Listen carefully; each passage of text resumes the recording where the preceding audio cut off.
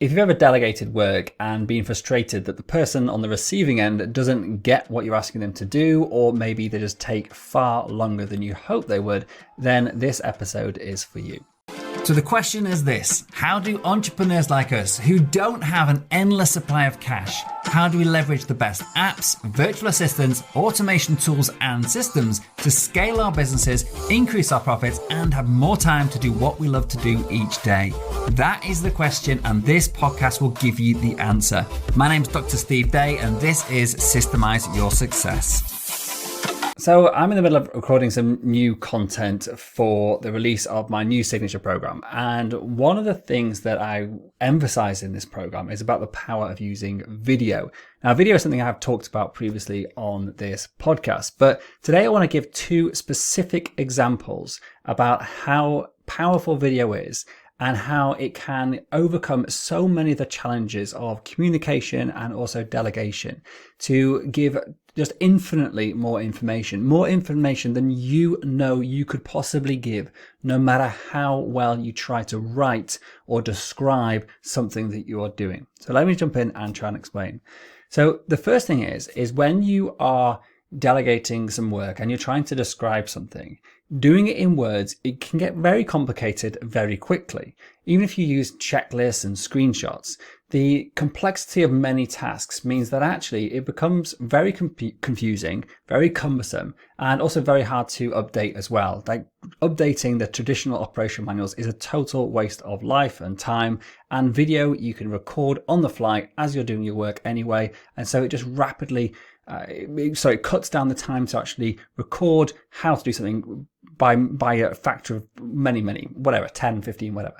So that's the first positive thing about it, but it's the hidden details that behind the video that make it even more powerful.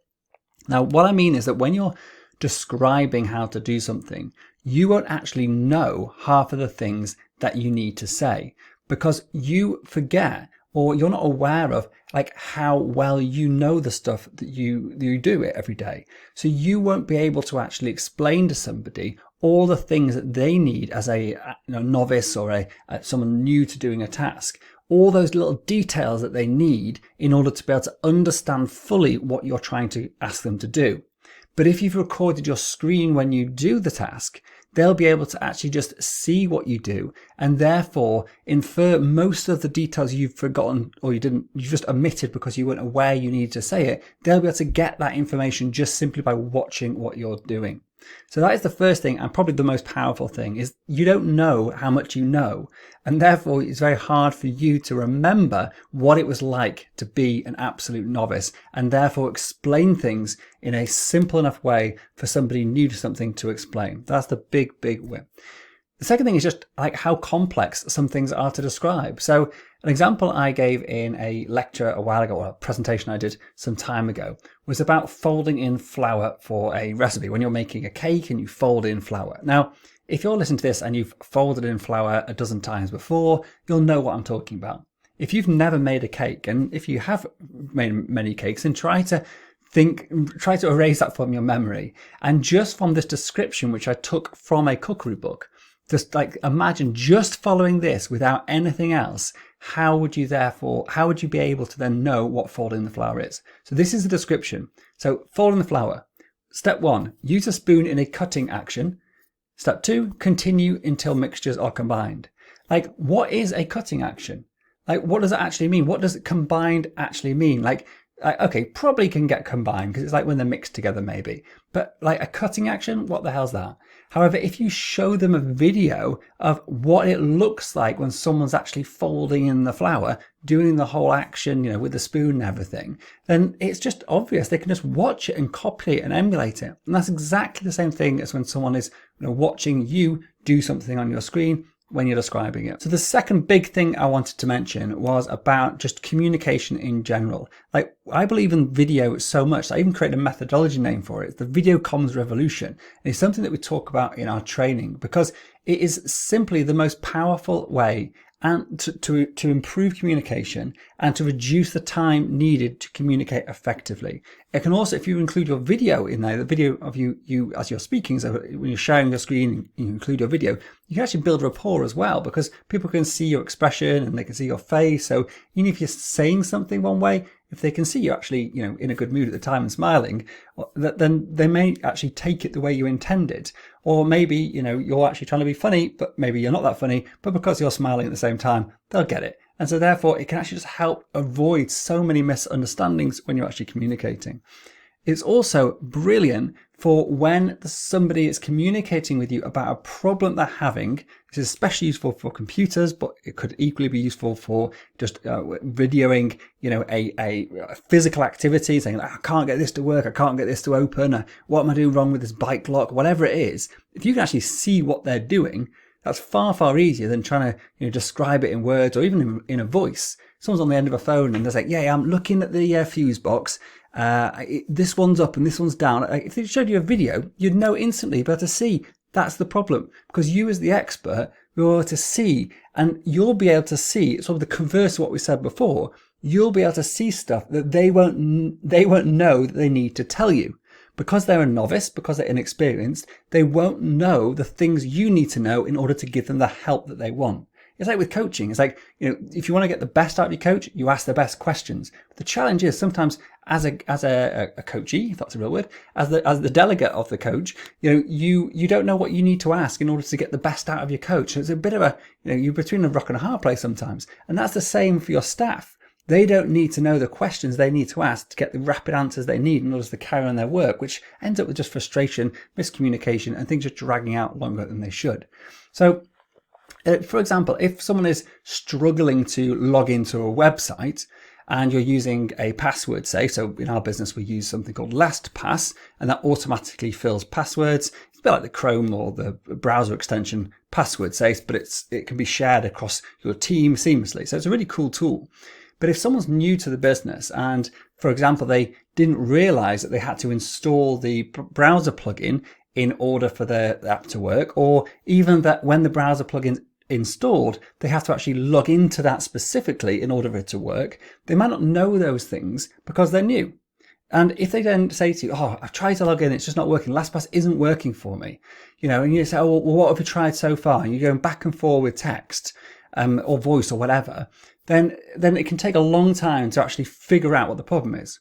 Whereas if they just show their screen and you know what you're talking about, so they're coming to you for help about something you're experienced with, that's the typical way, a sort of trainee and trainer perspective works, with a business owner to a staff member, for example, they're going to ask you a question and you will probably know the answer if they ask you the right question. So if they were to show you their screen, and on their screen, even though they didn't know that they hadn't logged in or they hadn't installed the browser extension, because you're the expert, you'll be able to spot instantly in their browser. You say, oh yeah, you've not got the browser plugin, or oh yeah, it's grayed out, that means you've not logged in. That means that you can actually give them the solution that they want, even though they weren't able to communicate with you what the problem was in a way that you would have been able to help them otherwise. So the video is allowed the communication to happen beyond the capability of the person who is communicating it, or as I was saying before, it actually can add all those details in which you as the super experienced user may forget that people need to know in order for them to understand fully what you're asking them to do, and the video can give all that extra information without you having to even think about it. So that's my two big reasons why, if you're not currently using video for screen capture and also just communication in your company, you should seriously consider using it from today. The one that we use, if you're interested, is an app called ScreenPal. It's an incredibly affordable app. It's got great editor features and lots of fancy stuff and hosting, similar sort of capabilities to like Vimeo and Loom and everything, all those similar sort of apps. But I think it's really easy to use, it's very affordable, and it's got a great team options as well.